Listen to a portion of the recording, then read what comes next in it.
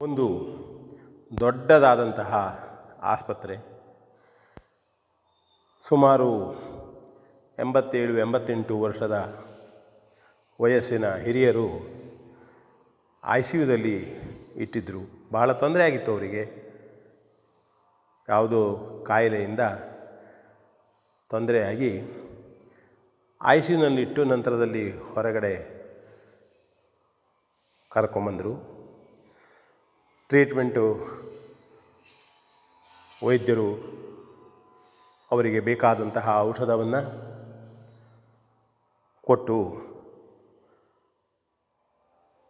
15,000 ರೂಪಾಯಿಗಳ ಬಿಲ್ಲನ್ನು ಸಹಿತ ಅವರ ಕುಟುಂಬದವರಿಗೆ ಕೊಟ್ಟರು. ಅವರು ಹಿರಿಯರಾದ್ದರಿಂದ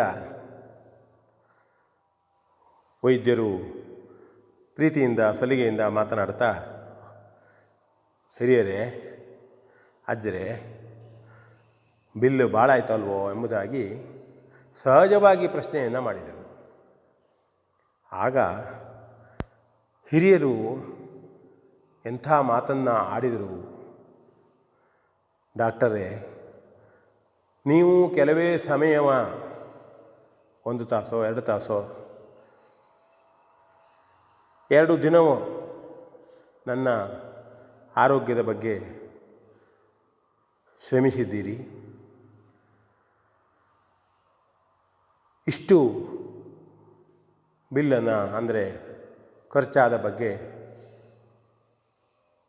ನನಗೆ ಲೆಕ್ಕವನ್ನು ಕೊಟ್ಟಿದ್ದೀರಿ. ಹಣವನ್ನು ಕೊಡ್ತೇನೆ. ನನ್ನ ಆಲೋಚನೆ ಏನು ಅಂತಂದರೆ, ನನ್ನ ಒಂದು ಚಿಕ್ಕ ಆರೋಗ್ಯದ ಕಾರಣಕ್ಕಾಗಿ ಇಷ್ಟು ಅಮೌಂಟು ಆಗಬೇಕಾದ್ರೆ, ಇಷ್ಟು ಹಣ ಆಗಬೇಕಾದ್ರೆ, ಇದರ ಬೆಲೆ ಇಷ್ಟು ಅಂತ ಆಗಬೇಕಾದ್ರೆ, ನಮ್ಮನ್ನೆಲ್ಲ ಇಷ್ಟು ದಿನ ಬೆಳೆಸಿ ದೊಡ್ಡದು ಮಾಡಿ ಮಾಡ್ತಕ್ಕಂಥ ಈ ಪ್ರಕೃತಿ ದೇವರಿಗೆ ನಾವು ಯಾವ ರೀತಿಯ ಕೃತಜ್ಞತೆಯನ್ನು ಸಲ್ಲಿಸಬೇಕು ಎಂಬುದೇ ನನಗೆ ತಿಳಿಯುವುದಿಲ್ಲ. ಹಾಗೆ ನಾನು ಆಲೋಚನೆ ಮಾಡಿದೆ ಎಂಬುದಾಗಿ ಆ ಹಿರಿಯ ವೈದ್ಯರು ಹೇಳಿದರು. ಡಾಕ್ಟರಿಗೆ ಅಪ್ಪ, ಇಂತಹ ಸಮಯದಲ್ಲಿ ಸಹಿತ ಈ ಹಿರಿಯರು ಎಷ್ಟು ಉನ್ನತವಾದಂತಹ ಆಲೋಚನೆಯನ್ನು ಮಾಡಿದ್ದಾರೆ ಎಂಬುದಾಗಿ ಕಂಡಿತು. ಇದು ಒಂದು ಚಿಕ್ಕ ಕತೆ ಆದರೂ ಸಹಿತ ನಾವೆಲ್ಲ ಆಲೋಚನೆ ಮಾಡತಕ್ಕಂಥದ್ದು.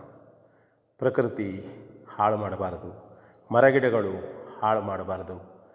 ಎಲ್ಲವನ್ನೂ ಸರ್ವನಾಶ ಮಾಡ್ತಾ ಇದ್ದಾನೆ ಇವತ್ತು ಮನುಷ್ಯ ತನ್ನ ಉಪಯೋಗಕ್ಕಾಗಿ.